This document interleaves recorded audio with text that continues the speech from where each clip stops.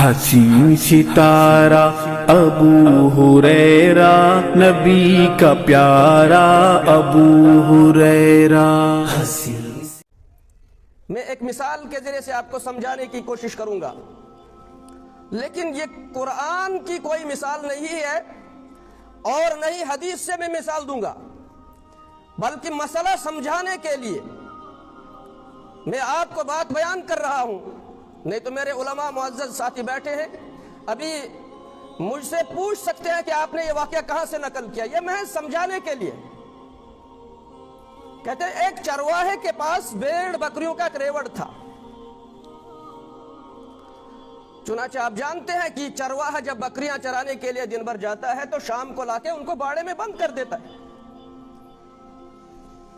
اور بھیڑ بکریوں کا دشمن بھیڑیا ہے، کون اس سے واقف نہیں۔ جب کئی روز بھوکے بھیڑیوں کو کھانا نہیں ملا تو انہوں نے ایک ترکیب سوچی، ایک بات پر انہوں نے اتفاق کیا کہ بکریوں کی آزادی کے لیے ہمیں کوئی پلان سوچنا چاہیے تاکہ بکریاں آزاد ہوں اور ہمارے پیٹ کی بھوک ختم ہو جائے، ہم شکار کر سکے آرام سے۔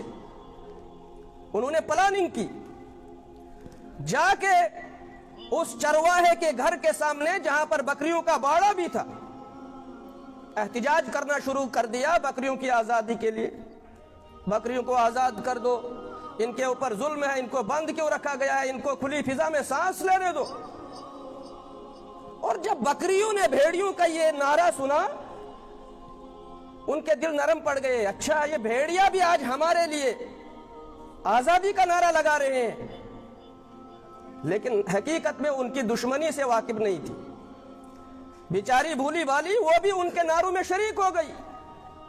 اس باڑے کے جو دیواریں تھی، جو کھڑکیاں تھی، انہیں سینگ مار مار کر بلاخر دروازے شروازے توڑ کر نکل پڑی۔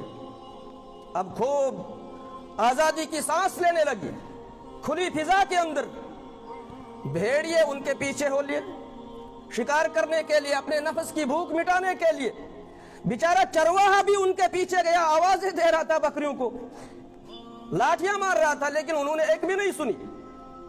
اتنی دور چلی گئی جہاں بھیڑیے ان کا آسانی سے شکار کر سکتے تھے، اور انہوں نے کیا بھی۔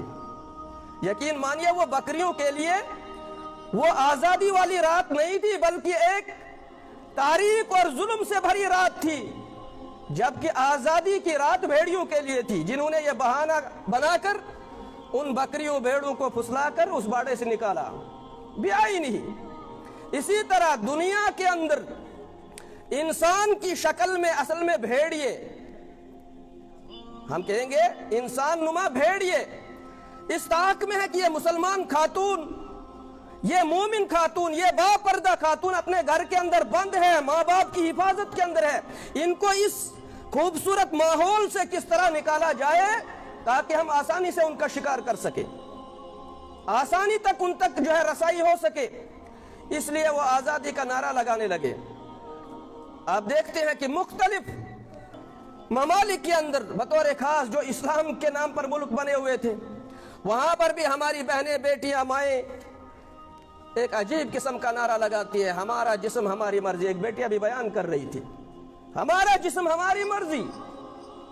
یہ نعرہ بیہودہ نعرہ ہے، جبکہ ہمارا دعویٰ ہے کہ ہم مسلمان ہیں، اور عربی زبان کے اندر یہ بچیاں جانتی ہیں کہ لفظ مسلم کسے کہتے ہیں۔ لفظ مسلم عرب لوگ اس اونٹ کے لیے بولتے ہیں جس کی ناک میں نکیل ہو، اور وہ نکیل، وہ لگام اس کے مالک کے ہاتھ میں ہو۔